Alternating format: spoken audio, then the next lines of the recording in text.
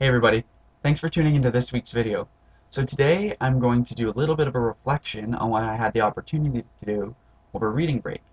Over reading break I had the opportunity to go with a group of students from Western to Thibodaux, Louisiana and work with Habitat for Humanity on a couple of build projects down in that area. We got to work with an amazing group of volunteers with Habitat for Humanity to do some general ground maintenance, put some siding on some houses, and do some insulation work. And I really hope that the work that we did down there has the impact that we hope it will have and helps to rehabilitate the families that are still um, feeling the devastation that was brought about by Hurricane Katrina. And in honor of that, I want to talk today about natural disasters and health, how housing affects health, and then tie all of that back to a concept that I really find interesting, which is the built environment and how that affects a person's health. So we're going to get started, and I'm going to start by giving a little bit of an overview about what was Hurricane Katrina, what happened in the disaster, and who's Habitat for Humanity and what do they do. So here we go. In August of 2005, Hurricane Katrina swept along the Gulf Coast. In its path of destruction, Hurricane Katrina displaced millions of people from their homes, many of which have not returned. According to FEMA, an estimated 1,836 people lost their lives in the disaster. Further, Hurricane Katrina is regarded as the costliest hurricane in U.S. history, with a toll of an estimated $108 billion. Together, Hurricane Katrina is therefore noted as the single most catastrophic natural disaster in U.S. history. In the monument pictured, which is in New Orleans, one heart is painted for every life lost in Hurricane Katrina. This is where Habitat for Humanity comes in. Their mission is to mobilize volunteers and community partners in building affordable housing and promoting home ownership as a means to breaking the cycle of poverty. Their vision is a world where everyone has a safe and decent place to live. And their core values, which fall in line with the topic I'm speaking of today, are housing for all, human dignity, and partnership. So how does Habitat for Humanity work? Through volunteer labor, efficient management, and tax-deductible donations of money and materials, Habitat for Humanity builds and rehabilitates safe, decent, and affordable houses with the help of the homeowner as their partner and their families.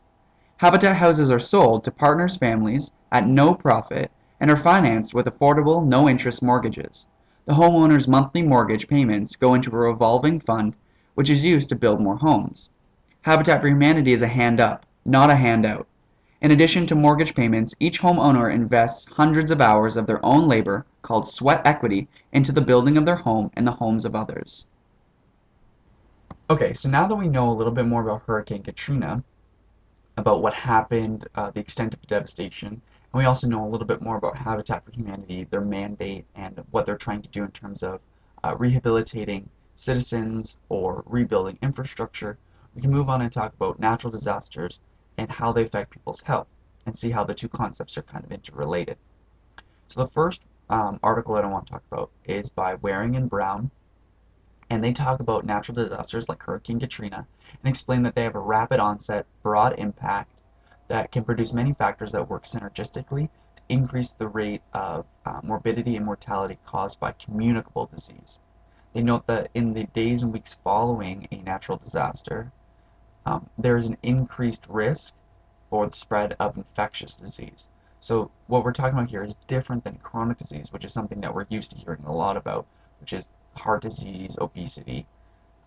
These communicable diseases are things that are bred out of poor sanitation, um, lack of clean water, poor infrastructure, things that we really don't see very often anymore in our developed country. Maybe something that we associate with a third world country, or something that maybe we would associate with um, the health of systems back in like the 1800s before the healthcare revolution, and the realization that cholera epidemics were coming from poor sanitization of water. But that kind of stuff doesn't really happen anymore. So these are things that maybe we're not prepared to deal with.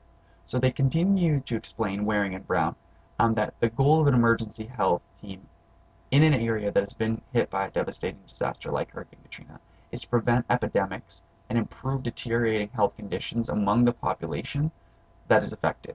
So they refer to this as disaster mitigation, which is something we learned about in class. And some examples that they provide are disease surveillance, advisory notices about the outbreak situation, a needs assessment for the affected population, and the mobilization of resources and supplies like water purification tablets to the population that is in need. Now, to extend the idea of what the effect of infectious disease is on a population that's been affected by a disaster, a paper by Watson and colleagues agrees that the risk factors for an outbreak after disaster are associated primarily with a population actually physically being displaced, so being uprooted from their home and moved somewhere else. The availability of safe water, sanitation facilities, the degree of crowding, and the underlying health status of the population, along with the availability of healthcare services, all interact together in one context to adversely affect this population. But there is a larger impact due just by the physical fact of uprooting these people and moving them out of their normal environment.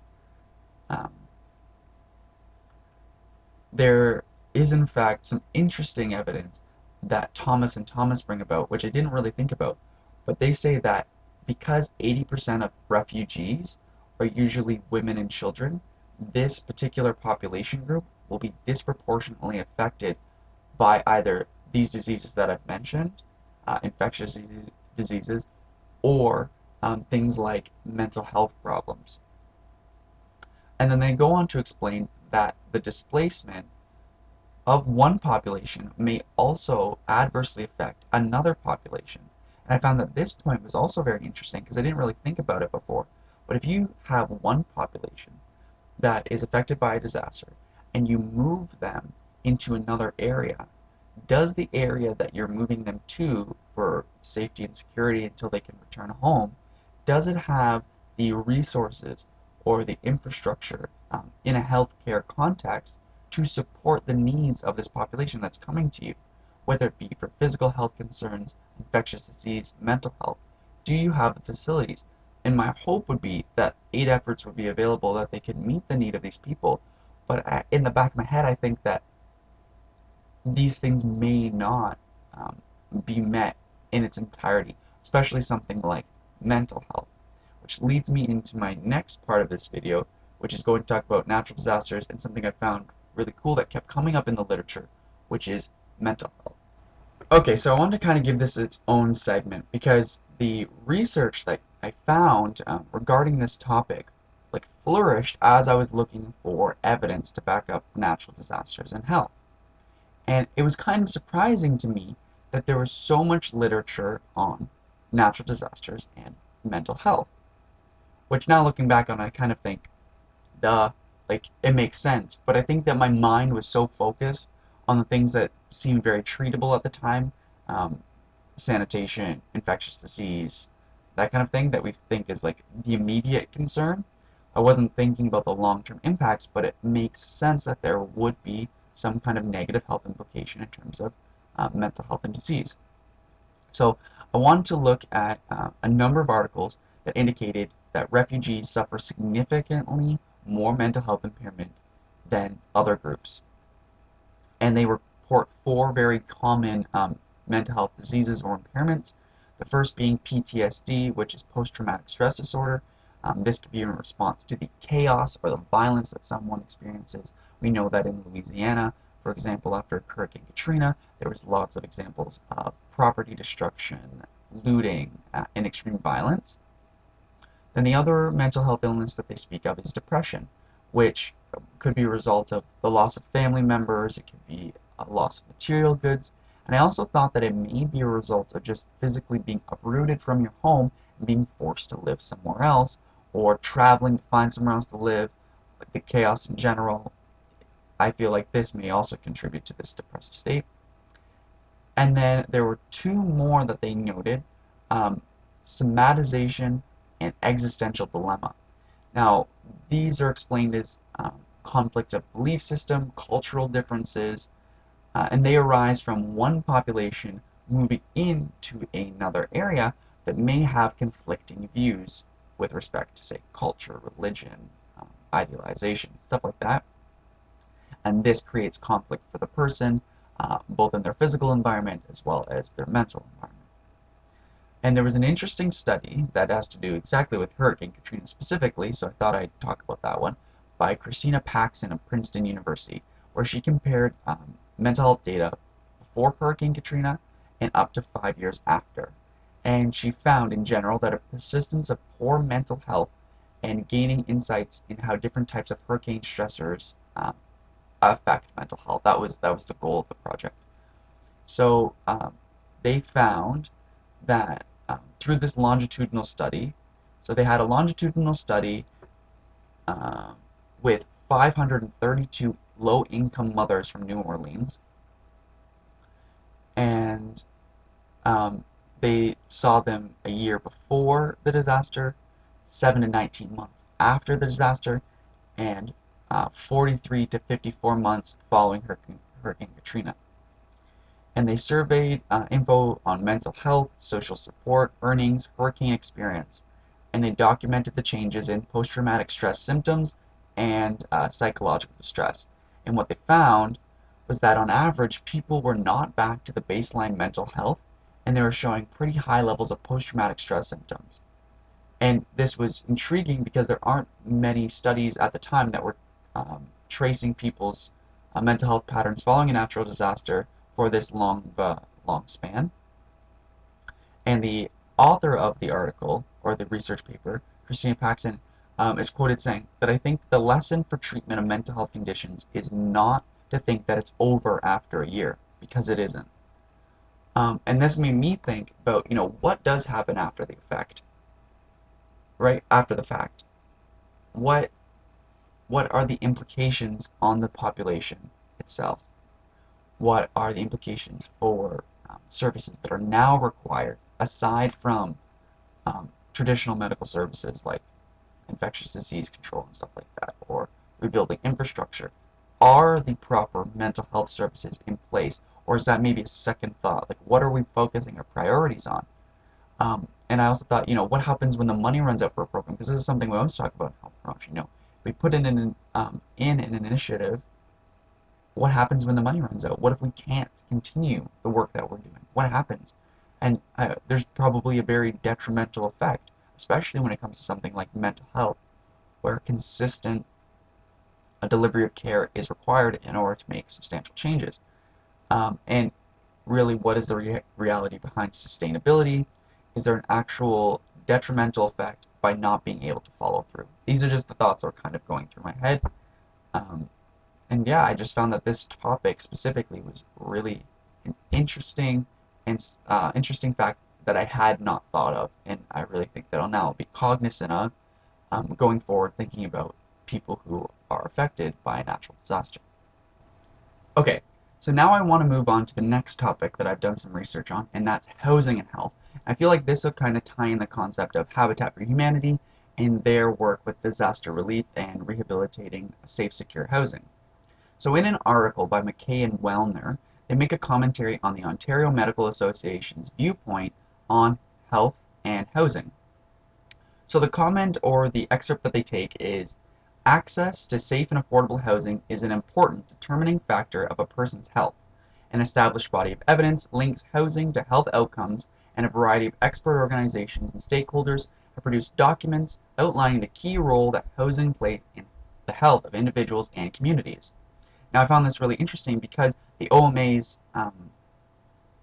viewpoint falls directly in line with the mission, vision, and values of Habitat for Humanity, which makes me think that the work that they're doing is even more beneficial than just giving people housing. There is a direct link to health.